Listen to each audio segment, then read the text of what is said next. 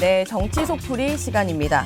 오늘 소개를 드리겠습니다. 두 분 모셨는데요. 대체 불가 정치권 닭가기 저격 미남, 원칙 앞에 타협 없는 포옹천, 조응천 전 국회의원 모셨습니다. 안녕하십니까? 안녕하세요.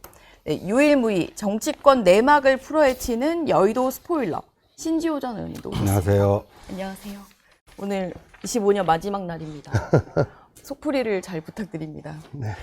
일단 어제 나온 소식부터 얘기를 해봐야 될 것 같습니다. 김병기 전 원내대표가 어제 이제 사퇴를 했어요.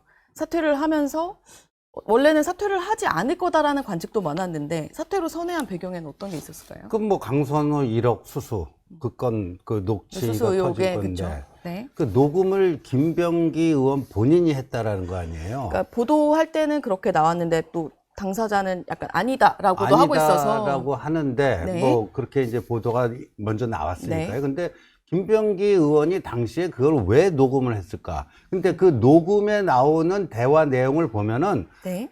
그거대로라고 하면 김경 씨를 단수 공천해주면 안 되는 거죠. 네, 다주택자 해가지고 컷오프를 시켜야 되는데 하루 뒤에 결과는 완전히 180도 다른 게 나왔잖아요. 그래서 제가 추정컨대는 네. 예, 김병기 의원이 본인의 알리바이를 위해서 일부러 녹음한 게 아니냐. 그런데 그거를 누군가에게 제3자에게 좀 보관을 맡겼는데 저는 그게 보좌진이 아닐까 이렇게 추정을 해요. 그래서 예. 공개가 된 거라고 예, 그게 보시는 이제 거고요. 공개가 되니까 이건 뭐 빼박이죠. 일단 김병기 전 원내대표 측은 하지 않았다라고도 주장을 하고 있어서 정확히 확인이 필요한 부분이긴 하지만 그렇죠. 그 녹취가 가장 결정타가 됐다고 보십니까? 그럼요. 실제 이번에 박수현 수석 대변인은 또 뭐 거하게 한 번 먹었죠. 아마 어제 아침에 라디오 시사 프로그램 나가가지고 해명 정도 할 거다 그렇게 얘기한 것 같아요. 근데 몇 시간도 안 돼가지고 저렇게 돼버렸으니까 이거는 뭐 당 차원에서 그렇게 했다기보다는 청와대와 교감으로 그렇게 이루어진 거 아닌가 하는 그런 생각이 들고, 네. 이 공천원금 1억이면 이거 대단히 중죄입니다. 단기 시효 6개월 내에 있다면은 공직선거법에서 가장 센 매수 및 이해 유도죄에 걸려서 5년 이하 징역, 그 다음에 이게 정말 이제가 센 게 벌금이 500 이상이에요. 한번 깎아줘도 250입니다. 걸리면 무조건 날아가는 그런 죄지요. 네. 근데 이게 또 얼마인지 특가법 뇌물로도 지금 수사 상황에 따라서는 갈 수도 있고, 정치자금법의 정치자금 부정수수죄 이것도 5년 이하, 1,000만 원 이하이긴 한데, 이건 뭐 그냥 디폴트로 가는 거 아닌가 싶기도 하고, 김병기 자신은 지금 뭐 금품 수수 그 이후에 어떻게 되는지 모르겠습니다. 지금 다 부인하고 있으니까 네. 돈이 사라졌어요. 네. 이제 경찰에 뭐 고발이 되고 하면은 고발됐겠죠. 이 수사가 금품이 어떻게 돼 있느냐 그걸 따지는 게 일단 가장 중요한 것 같은데, 뭐 조금이라도 금품에 손이 갔다면 뇌물 공범이고 안 됐더라도 업무방해죄 정도는 지금 되는 뭐 형사 사건으로 딱 떨어지는 그런 사건이기 때문에 이거 가지고 뭐 끝까지 나는 원내대표직을 유지하겠다라고 하기에는 너무 부담스러운 그런 상황인 것 같고, 신지호 의원님이 뭐 김병기 본인이 이걸 녹음했는데 나중에 리크된 것 같다 그렇게 말씀하니 그건 저도 뭐 동감이고, 강선우 의원과 나눈 대화들 네. 자세히 들어보시면은 완전히 자기는 이건 뭐 원칙대로 할 수밖에 없다. 그러니까 절망감에 사로잡힌 강선우 의원이 막 절규를 하잖아요, 울면서. 그러니까 이 바른생활 사나이 비슷하게 그렇게 딱 돼 있어요. 네. 나중에 아니 난 이렇게까지 했다 라는 걸로 증거로 하기 위해 가지고 본인이 직접 녹음한 게 아닌가. 그 둘이 얘기했는데 그 두 사람 중에 한 사람인데요. 강선우 의원이 그걸 했을 리는 만무하고. 근데 그 이후에 어떻게 하루 저녁 사이에 그게 바뀌어가지고 네. 김경 후보를 단수 공천했느냐. 그것도 이제 지금 규명을 해야 되는 그런 사안입니다. 일단 뭐 조갑제 죄송합니다. 대표님은 이거 수사하기 전에 당에서 빨리 밝혀야 된다. 이런 지적도 해주셨어요. 이건 당이 맘만 먹고 하면 강제 수사권은 없지만 밝혀낼 수 있어요. 왜냐하면 그 당시에 거기 서울시당 공천관리위원회 네. 위원장이 외부인 교수더라고요. 그러니까 사실상 김병기 의원이 간사를 했으니까 간사였죠. 사실상 총괄을 했던 거고 제일 실세였던 거고 강선호도 공천관리위원이었잖아요. 그럼 또 다른 위원들이 있을 거고 이게 2022년 4월 21일 오전 9시 몇 분에 김병기 의원실에서 녹음된 그 내용 아닙니까? 근데 하루 뒤에 김경 단수 공천이 이루어졌다면 김경 단수 공천은 의결했던 그 공간이 회의 멤버가 있을 거 아닙니까? 이런 사람들 다 있겠죠. 그렇죠. 그리고 보면은 이제 강선우 의원이 이런 얘기를 해요. 김병기 의원한테 의원님 저 좀 살려주세요 하면서 그러니까 그 자신의 지역구 보좌관이 그 돈 받은 거 인정하면서 그런데 뭐 실시간으로 뭐가 다 알려지고 그러니까 김경에게 그러니까 다주택자라고 컷오프 될 가능성이 있다라는 게 실시간으로 김경에게 다 지금 그러니까 돈은 그 지역구에 있어요. 근데 그 후에 공천관리위원회 회의가 열렸는데 회의 내용이 실시간으로 김경에게 다 전파가 돼가지고 다주택자니까 컷오프의 위험성이 있다. 그러니까 돈은 받아놓은 상태에서 김경이 공천을 못 받으면 큰일 나는 게 누구죠? 강선우 아닙니까? 그러니까 그 공천관리위원회 간사인 김병기 보고 나 좀 살려주세요 하는 거 아니에요? 그렇게 추측을 배경을 네. 추측하시는 거고 당내에서 좀 조금 전에 말씀해 주신 거에 따르면 이건 당 차원에서도 심각하게 볼 사안일 텐데 당연하죠. 예. 당장 밝혀낼 수 있다고 보시나요? 글쎄요. 정작 그 한쪽 당사자인 윤리감찰에서 윤리감찰단에서 한쪽 당사자인 김병기 전 대표는 뭐 조사 대상이 아니다. 뭐 정치적으로 책임 다했다는데 지금 정치적 책임이 문제가 아니고 아까도 말씀드렸다시피 이건 중대한 형사적 책임이 수반될 수 있는 그런 사안이기 때문에 이걸 왜 뺐는지 잘 이해는 안 됩니다만 다만 대통령이 자기 지지 기반인 강성 당원들 지지자들 의식에서 뭐 그렇게 했나 혹은 정청래 대표가 친명을 너무 자극하지 않으려고 그렇게 했나 뭐 그건 모르겠습니다. 근데 최근 들어 가지고 민주당 윤리감찰단이 하는 거 보면은 네. 막 불불 끓는 것 냉각시키는 곳인 것 같아요. 저 장경태 지금 간지 한 달 넘었죠. 나온 건 없죠. 얼마 전에 그 기자회견 했는데 기자가 물었는데 난 거기하고 얘기 안 한다고 그냥 답도 안 했잖아요. 이춘석 의원 가자마자 뭐 탈당해가지고 뭐 아무것도 안 했고 저번에 김남국하고 문진석 그때 문진석은 윤리감찰 안 하냐 그러니까 뭐 대상이 아니다. 즉 친명 실세들은 조사 안 하고 난감한 거는 뭉개고 완전히 뭐 무슨 쿨링 머신 같아. 여기 들어가면 찜쪄먹고 완전 실종돼 버리니까 그러니까 이번에도 뭐 이거 제대로 하겠나 하는 그런 생각이 들고 경찰도 네. 지금 제대로 된 수사를 한 적이 없어요. 다시 한번 좀 생각해 보세요. 김남국, 문진석, 장경태, 이춘석은 물론 4개월 만에 거의 뭐 맹탕 수사 결과 내놨죠.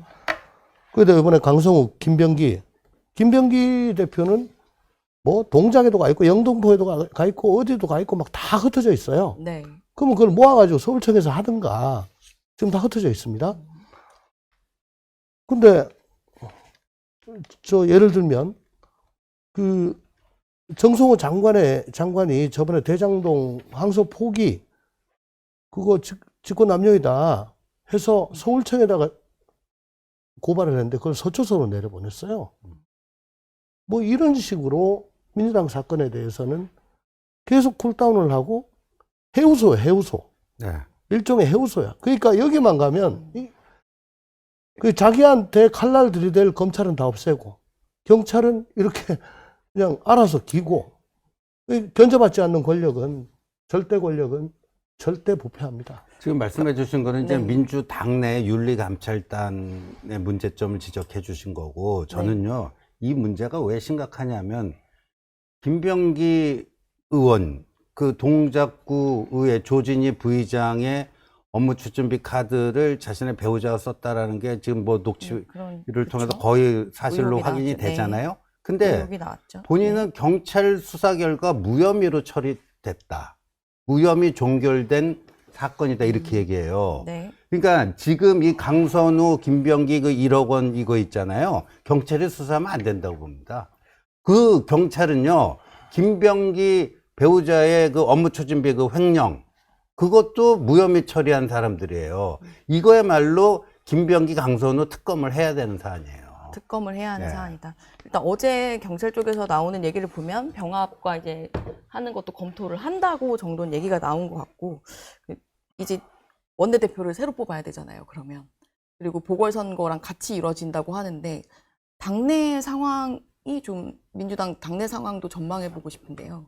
그건 우리 조 의원님이 저보다 잘 아시잖아요. 글쎄, 뭐 저도 뭐 자세히는 모르겠습니다만은 이게 친명 대 친청 혹은 반청 대 친청의 재대결로 갈 것인가, 혹은 당 지도부와 원내 지도부를 이렇게 좀 분산시켜 가지고 밸런스를 맞게 할 것인가, 그 집단 지성이 어느 쪽으로 속할 것인가, 쏠릴 것인가가 아마 결정적일 건데, 그 집단 지성이란 거는 결국은 또 뭐 김어준 총수가 얘기해 준 대로 지금 갈 수밖에 없는 그런 상황이고 하니까 모르겠습니다. 김어준 총수의 입을 잘 좀 쳐다봐야 되지 않나.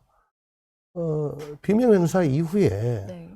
어쨌거나 자기 소신 얘기하고 뭐 좀 맞는 얘기 하는 거 비슷하게 되면 즉각 수박이 돼서 그냥 행사할 수도 있다는 그런 두려움이 지금 다들 떨고 있거든요, 의원들이. 그렇기 때문에 입이 있어도 말을 못하고 참 비루하게 산다는 의원들이 많기 때문에 그냥 휩쓸려 가는 대로 갈 것 같습니다.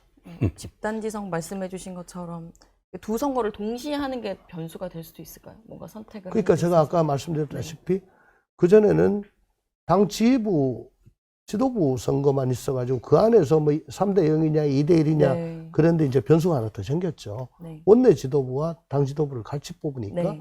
이 좀 나눠가지고 생각을 할 수도 있지 않느냐, 그런 변수가 그게 또 생긴 변수가 거죠. 될 수 있겠네요. 네, 그럼 이제 두 번째, 우리 어제 또 한 분이 더 사과를 하시고 고개를 숙인 분이 있었는데 이해운 후보자죠. 이재명 대통령이 이제 소명하라 했으면 한다라는 말 다음 날 바로 이야기를 하셨어요. 들으셨죠? 예, 그래서 뭐 어제 출근길에 뭐 자기 딴에는 뭐 고심해가지고 뭐 이렇게 적어갖고 네, 미리 입장을 있더라고요. 준비했더라고요. 예, 근데 뭐 오늘 아침 뭐 신문 보면요. 이제 줄줄이 사탕일 거예요. 아마 계속해서 나오는데 분위기에 휩쓸려갖고 뭐 마이크 잡고 몇 번 얘기한 게 아니에요. 충동적으로 한 게 아니고 그 자기 지역구, 서울 중성동을 거기 지방 의원들 그 뭐 삭발까지도 다 일단 하고 당사자는 반박하고 뭐 있긴 반박을 한데요. 네. 하고 있지만 네. 그게요. 정치 좀 해본 사람은 금방 알아요. 그게 거짓 해명이라는 게. 그 당협위원장의 그거 없이 그 지방의원들이 뭐 한다? 그건 생각할 수 없는 거고요. 그러니까 그런 게 이제 계속해서 나와요. 이건 이제 시작에 불과한 거예요. 시작에 불과한 건데, 근데 저는 이렇게 봐요. 만약에 이 기획예산처 초대 장관 후보자로 이해훈이 아니라 요번에 국민경제자문회의 부의장으로 임명한 김성식 전 의원을 네. 임명했다면 이거는 저희들 같은 중도보수 입장에서 보면 뼈 아픈 거예요. 그건 아픈 거예요. 굉장히. 근데 이해훈은 극우 윤 어게인 행각을 벌인 사람 아니에요. 근데 이걸 가지고 이재명 대통령이 어제 뭐 이 파란색의 나라면 어떻게 할 수 있냐, 빨간색하고 공존해야 되지 않느냐, 이게 국민 통합이다 하는데 네. 그럼 이분이 극우하고도 통합하는 분이구나. 예? 극우 내란 세력과도 내란 세력에 몸담았던 사람하고도 통합할 수 있는 사람, 이렇게 돼버리고 김민석 국무총리가 총괄 책임을 맡고 있는 각 부처에 다 만든 내란 청산 TF는 이해운 지명 그 당일부로 X표가 돼버린 거예요. X표가. 그래서 어제 이해운 후보자도 고백한다라고 말하면서 당파성에 매몰돼서 챙기지 못했다라는 부분. 한마디만 더 붙이면 이거는요, 극과 극은 통한다고요. 아까 뭐 조갑재 대표님도 얘기하던데 이거 양극연대예요. 극과 극이. 글쎄, 저 질문이 그러니까 이제 어제 이해운 후보자가 사과하면서 이제 고백한 부분이 실제로 지금 논란을 좀 잠재울 수 있을 정도의 사과였는가? 아니, 이게 과거 종이신문만 있을 때 같으면은 얼마인지 뭐 그게 가능할 수도 있는데 지금 각종 디지털 매체들이 뭐 엄청나게 생성이 되고 있지 않습니까? 제가 항상 염려하는 거는 디지털 아카이브가 되기 때문에 네. 그 자기 어디서 무슨 얘기 했던 거 그거 반드시 돌아와가지고 부메랑으로 자기 때립니다. 이거 그냥 이대로 끝날 것 같습니까? 그거 하나로 묻을 것 같으면 그러면 뭐 저쪽 왼쪽 끝으로 갔다가 오른쪽 끝으로 갔다가 마음대로 할게요. 그거 안 되죠. 지금 뭐 내란 헌법 존중 TF 말씀하셨는데 정청래 당대표는 내란 정사는 정부의 최우선 정책이다. 내년도 제1호 법안은 제2종합특검이 될 것이다. 그렇게 발표했었죠. 예. 근데 이분은 내란 옹호 동조를 한 분이야. 이런 분을 강요로 시키면 그 뭐 도대체 뭐 하자는 거냐. 그러니까 당신네들 보기 싫은 사람들은 특검하고 TF 해가지고 조류돌림하고 당신네들 정무적으로 정치적으로 유리한 사람은 이렇게 발탁가지고 이건 통합이다 포용이다 라고 이렇게 선전하고 이게 무슨 진정성이 있어요.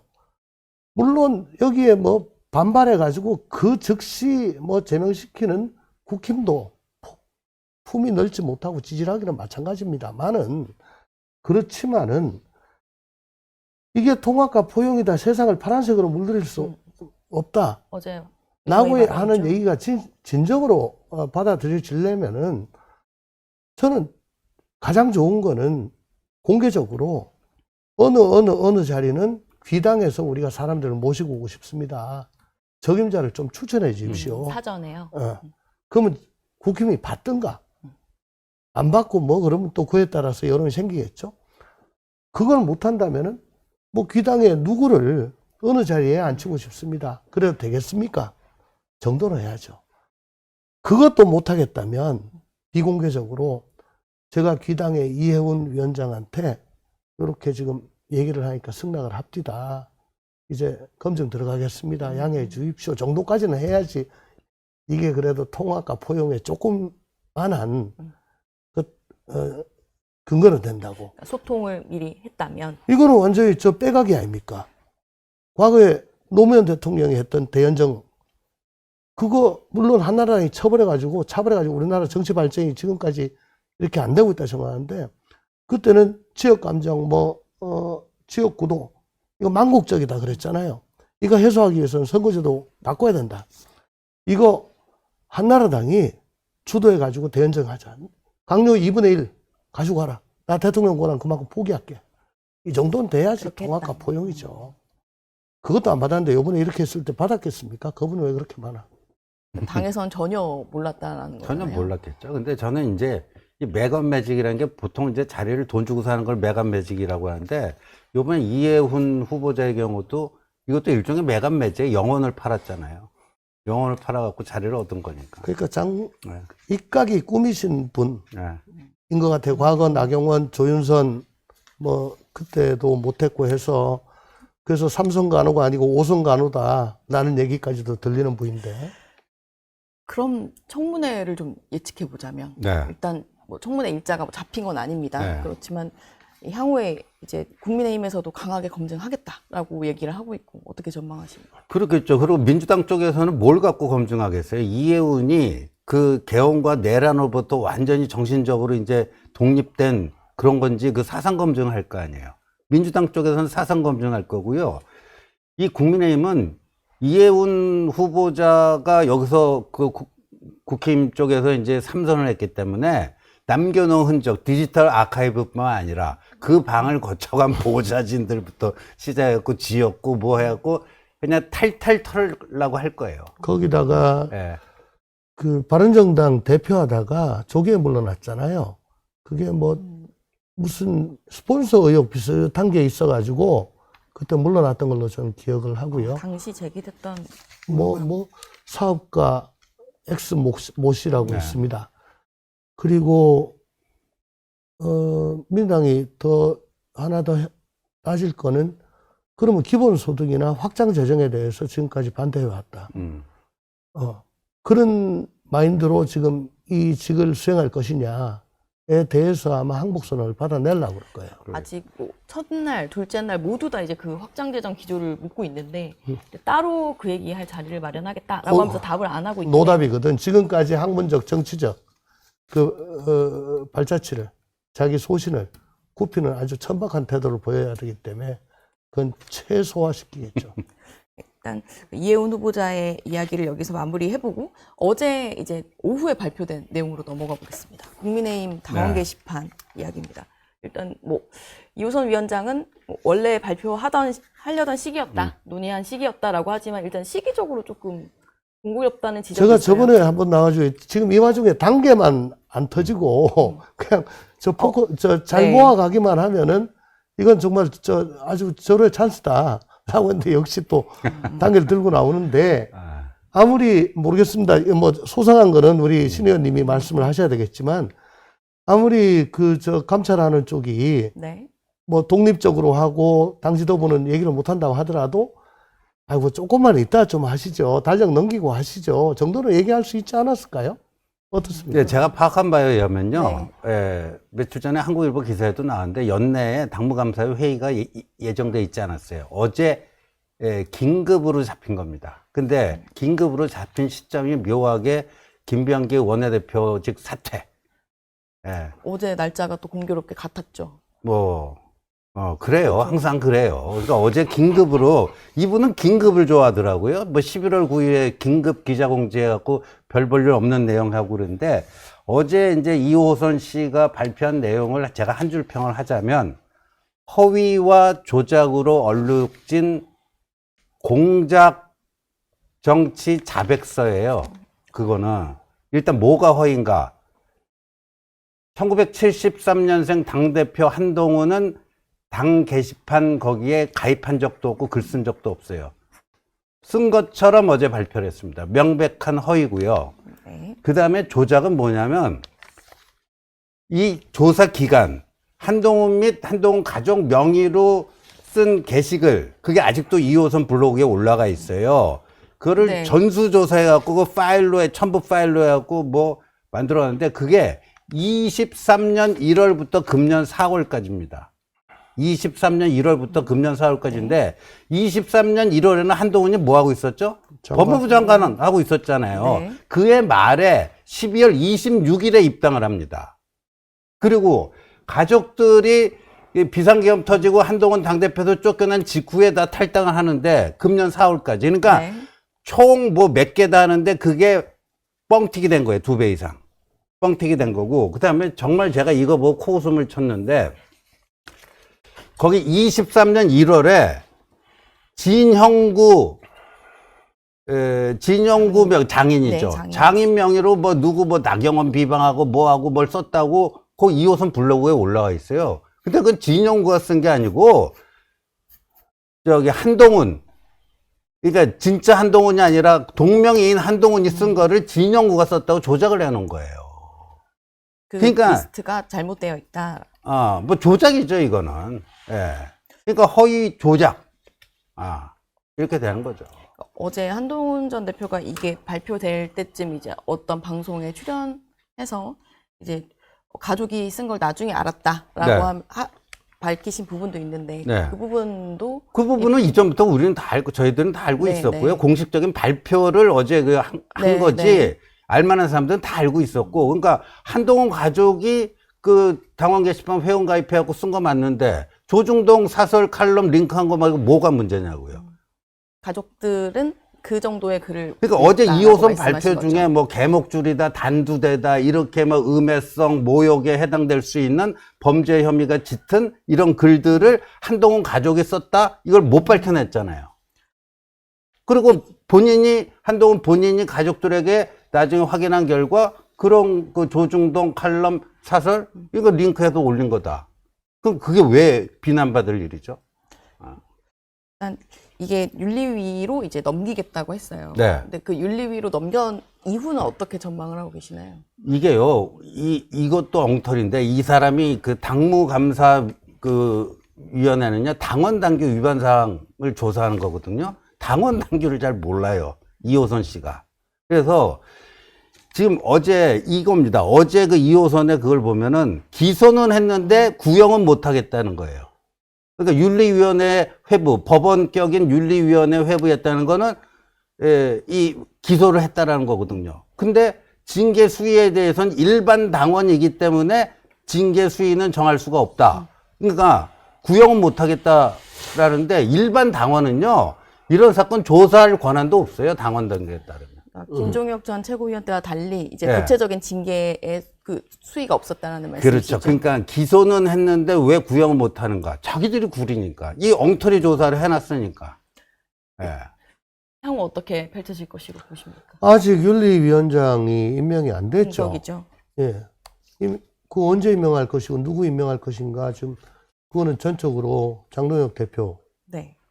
에 그렇죠. 달려 이제 당 있고요. 지도부에 달려 있죠. 그러니까 윤리위원장 임명 누구로 할 것인가 언제 할 것인가 그걸 가지고 뭐 여러 가지 효과를 가늠할 것입니다. 그 윤리위원장이 임명되고 누가 되는지 보면은 대충 정답은 나와 있는데 네. 다만 지방선거 때까지 꼼짝하지 말아라고 하면은 최대한 늦추겠고요.